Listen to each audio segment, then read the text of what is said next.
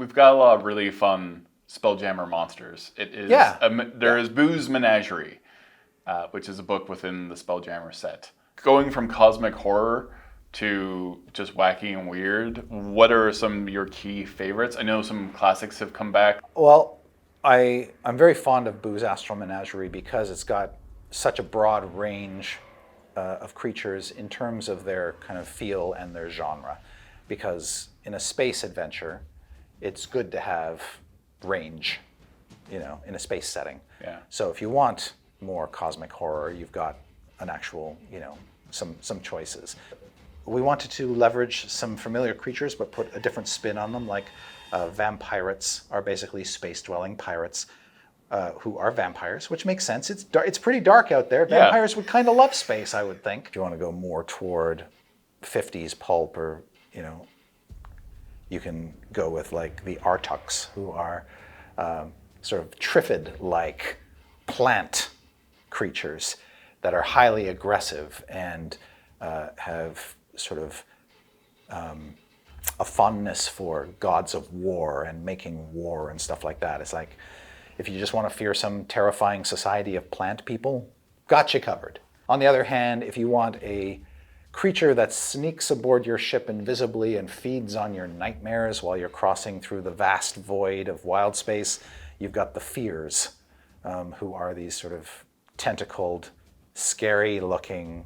And the art is fantastic. I've always liked the Fear so much, but like you're just sleeping there in like your bunk, and it's just whittling away at your brain. Exactly. It's sort of sending its ethereal tendrils into your head and feeding on your nightmares. And may always have been on your ship. Yes. Very sort of stealthy creatures that way. The Murder Comet is interesting. Yes, it is. So the interesting story about the Murder Comet was it wasn't in the original outline for the book. But the way that the sections were flowing, in order to get the monsters to sort of fall on the pages we needed to insert a monster between two other monsters, and its name had to fit alphabetically. I love that. People don't realize how often something like this happens. Yes. Like books have to be a certain layout. Yes, monster manual type books have a very strict layout, and because everything's alphabetical and a monster typically takes a page, sometimes you don't want to disrupt a spread. You want spreads to fall a certain way. And so this was literally a case where I was trying to figure out a monster that would fit on a page and would also not screw up the alphabetical order of things. And so that's how the Murder Comet was born. I needed an M monster. And as I was looking at the selection, it's like, well, we don't have a lot of elementals in this product. So it would be nice maybe if this was an elemental of some kind. And then it's just a question of, well, what sort of elementals haunt Wildspace? And I thought, well, this could be a weird elemental, which is sort of a fusion of a fire elemental and an earth elemental, just sort of rocketing through Wildspace. And it would be kind of fun because you don't normally think of comets as a sentient threat. And then as I was sort of dickering with the monster a bit, I thought it would be fun if there was a possibility that certain types of spellcasters could turn themselves into Murder Comets, essentially, so that the Murder Comet has a face, and it's the face of, the person it used to be, while it's just, smashing into ships and causing all sorts of havoc. I like the sense of scale with all the monsters of very tiny. You've got space chewingas, which are fantastic, and Space Guppy, Space Guppies out there and everything else. But the Space Guppy was born simply because Sean Wood gave us a great piece of concept art. It wasn't, we didn't ask for it. Mm-hmm. We asked him to do concept art for another creature, and he just put a Space Guppy in a corner just for fun. And it's like, no, I want that creature. Forget this other creature. I want that guppy thing. Yeah, art does influence, sometimes. Oh, totally. The concept art influences the team. It's like a back and forth often. Yes. Many monsters have been created solely because the concept art turned out so well. Oh man, and there's like the Rygar who are also like very into battle. Yes. Very excited for battle. Yeah, the Rygar are not new. They were created back in 2nd edition in one of the spelljamming monstrous compendiums. We've just brought them forward and kept most of the story intact, that they're beings sort of humanoid in form, but almost divine in terms of their countenance and presence. But they glory in artistic pursuits, and among the greatest of artistic pursuits is the art of war.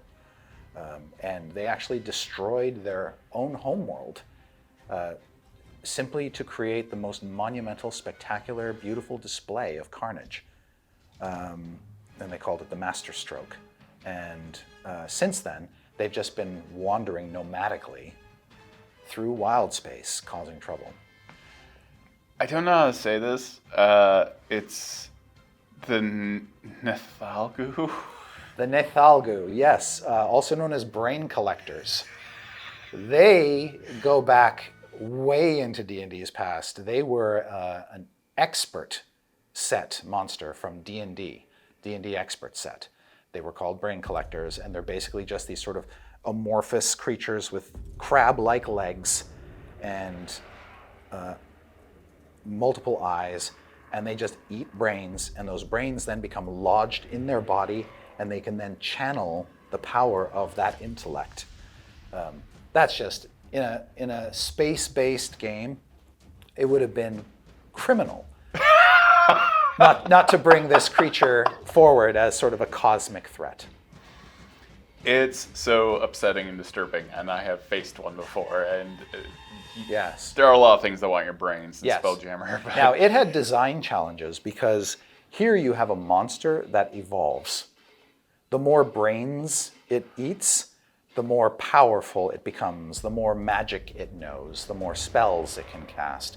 And so one of the challenges was building a stat block that was still manageable and playable, but gave you that sense of you can customize its power level based on how many brains it's eaten. I love Zodar.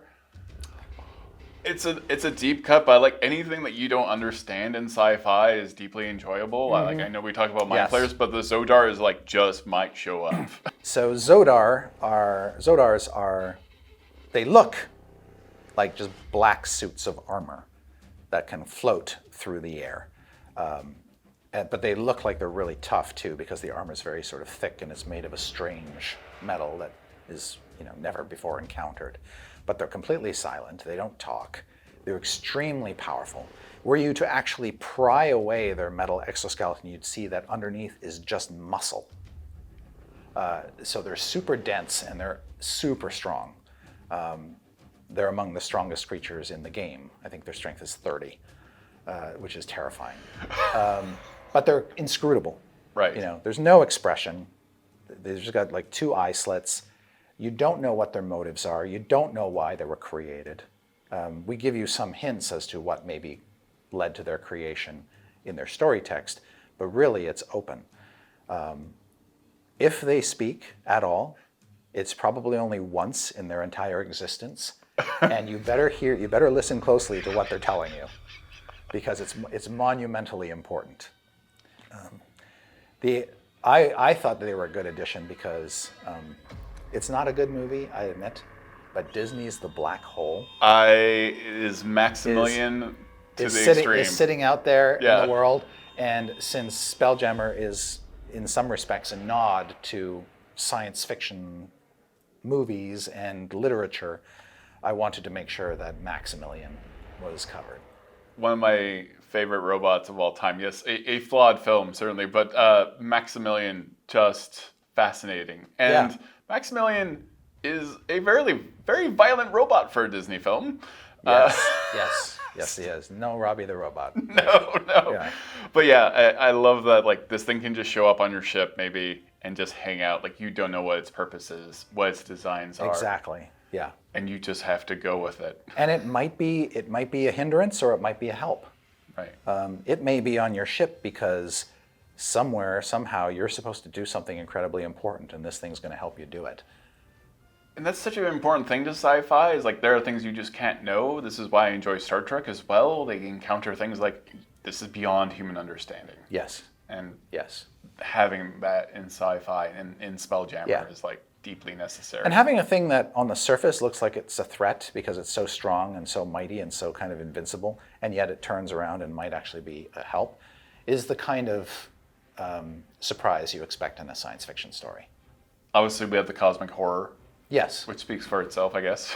It kind of does, yeah. It is big, it is terrifying. It can sort of have a different, you can change its form to suit your campaign's needs. But if you just want a super high level thing that lives in space, like, you know, the entity in Del Toro's Hellboy, right? This is it. This is very Cthulhu-esque. A little bit, yeah. Aberration of aberrations in terms of yes. like just tentacle. Yeah, gargantuan tentacled aberration. I love the silliness of Eyemongers, especially, and these are kind of like a form of beholder. Yeah, so the Eyemonger it traces its origins back to 2nd edition Spelljammer, where there was a creature called, which looked like an asteroid, but was actually a creature that could just simply appear as an asteroid.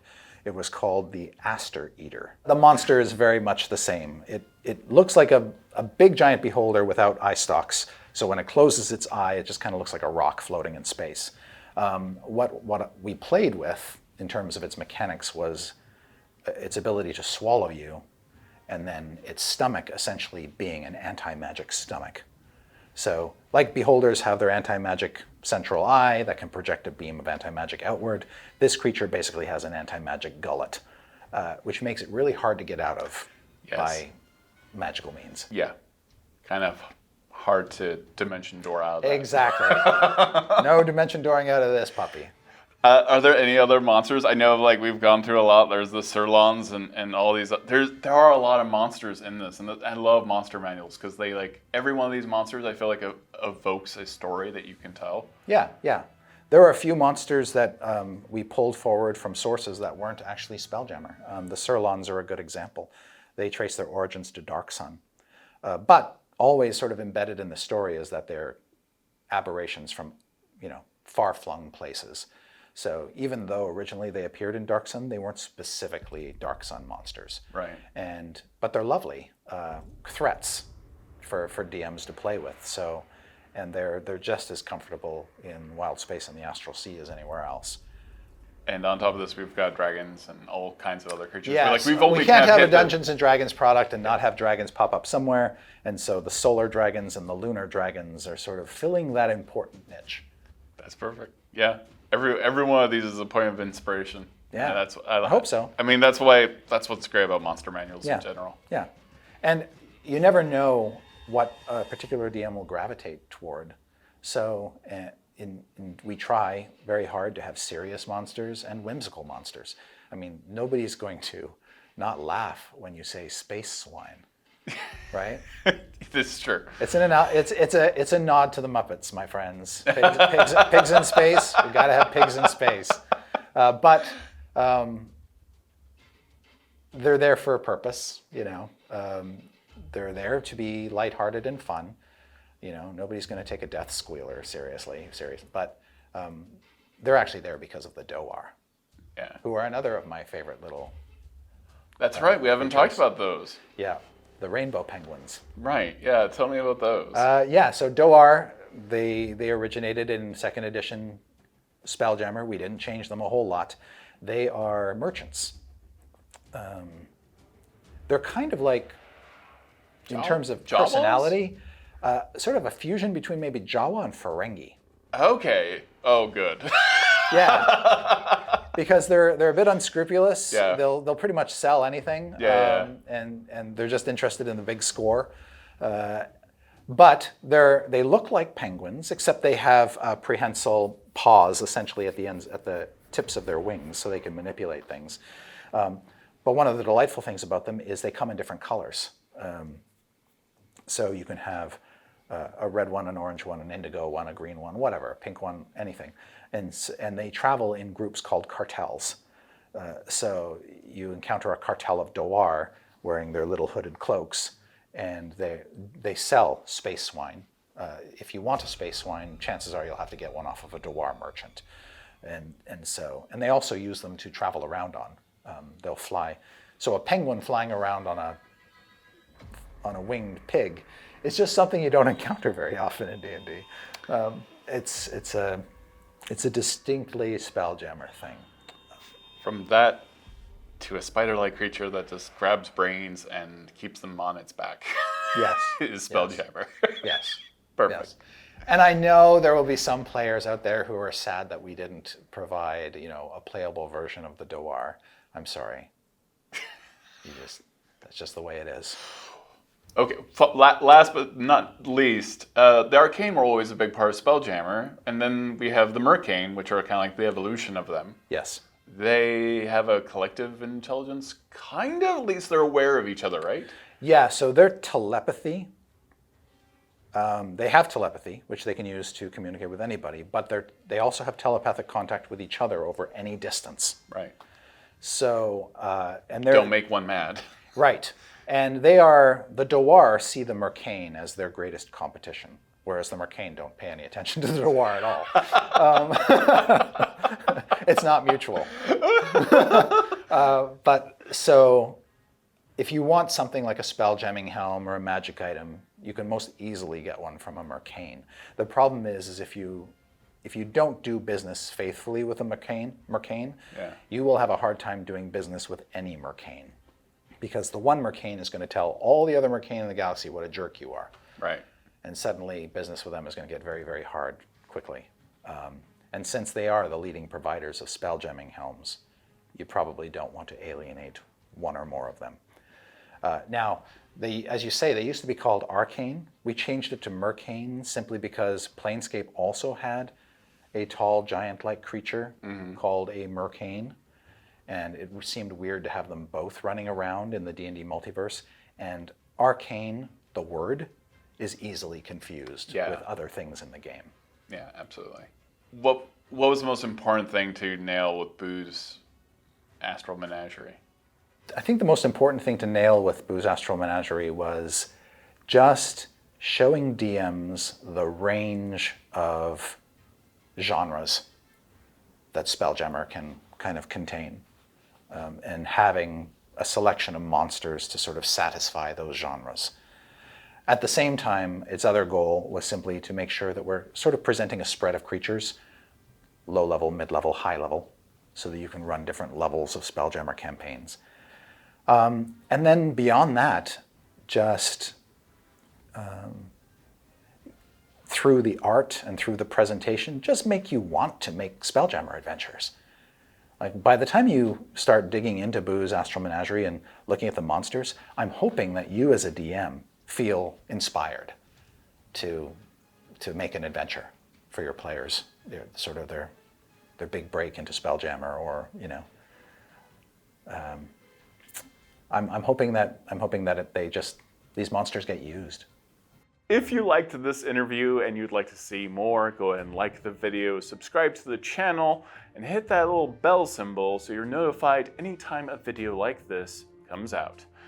Thank you so much for watching.